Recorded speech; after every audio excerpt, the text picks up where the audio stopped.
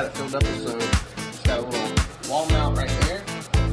And it comes with a charger and one of the other wall mounts. And I just got mine mounted right there on the window, right there.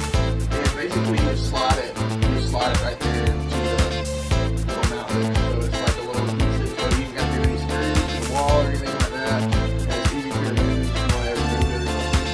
They give you two of them.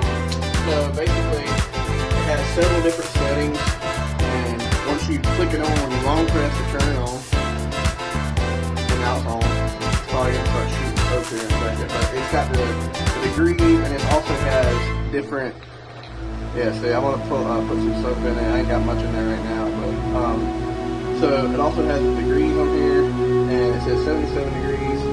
So if you double click, it has different gears. So the third one has a 3 right there.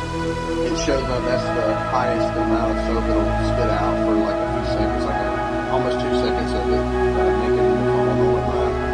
And also